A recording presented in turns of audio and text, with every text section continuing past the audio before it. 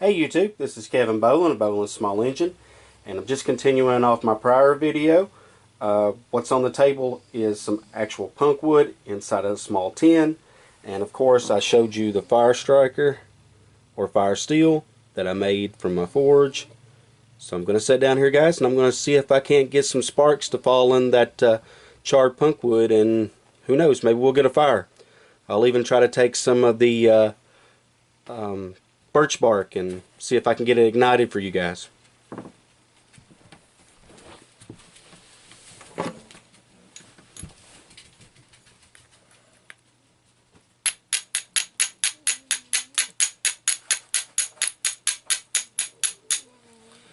And I hope you guys can see that.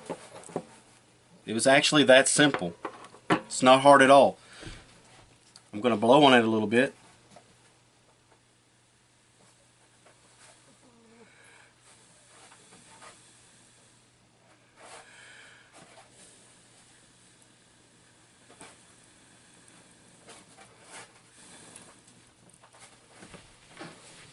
And as you can clearly see,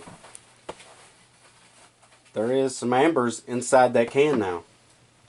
So, in order to make a fire, I'm going to use some of this birch here.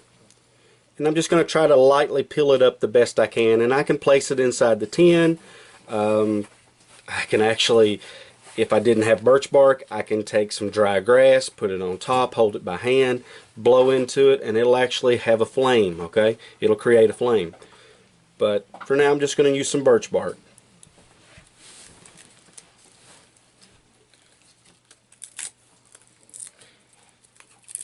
And guys, you don't have to actually tear it up the way that I am here. I'm just trying to do this for convenience.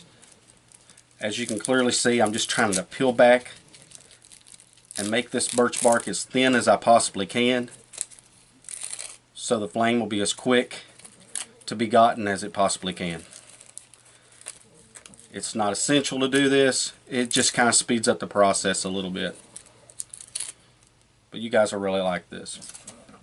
Now if I'm lucky, I won't set the fire alarm off. And I'm going to keep it my little secret that I'm doing this here on the table, because my wife would absolutely shit a brick.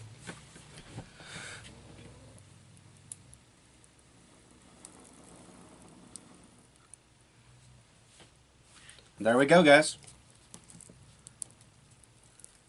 There's a fire with punk wood and birch bark. Now I know there'll be a few of you guys wonder what I made this out of. This fire steel was actually made out of a file.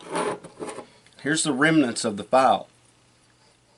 Now what I like about making a fire steel from a file is, in all honesty, you do not have to have a forge in order to make a working fire striker or fire steel. All you truly need is a file and a little patience, and just smooth off one side of it gradually and slowly, and dip it in water, and then gradually just keep a grinding down on it till it kind of feels a little warm to your touch, and put it down in the water and kind of cool it as you go along. And this itself will actually start a fire, and I'm going to show you guys that. I'm going to smother this out, and I've got an Altoids tin filled with charred punk wood. And I'm basically going to do the exact same thing with this file as I did with the striker.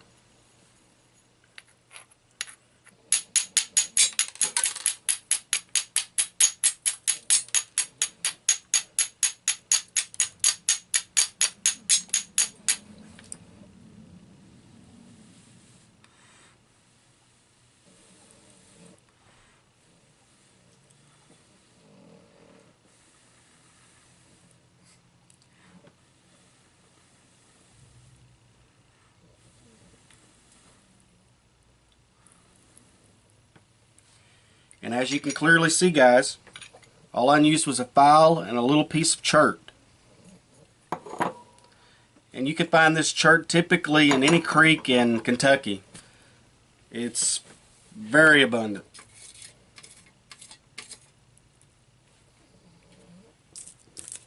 And since I have some more birch bark here. I'm going to place it inside and show you guys that you can get a fire off of this as well. It's basically the same concept.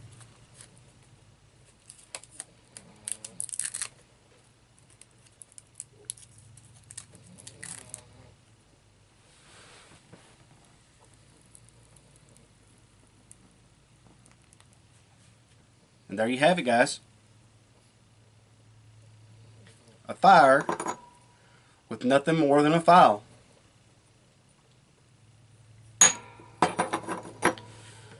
Now I would like to note, guys, that I actually have some fat wood, and I really like fat wood. I think fat wood is absolutely great for building fires with. As you can clearly see, this stuff goes up like crazy.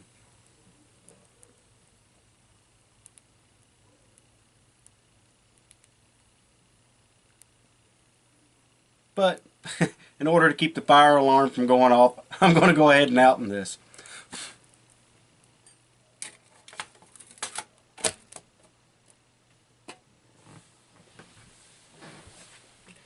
Now guys, in the next video that I show you, I'm going to actually show you how to use the fire striker that you see here that I've made with char cloth. Now char cloth is a bit easier to make. It's not as messy, but I gotta be honest, it's not my preferred method of basically using, okay? The char cloth, for some it's easier. For me personally, I just don't like it as well as I do the charred punk wood. So I'm going to go ahead and end this video, and in the next video you will see me actually lighting a piece of charred cloth.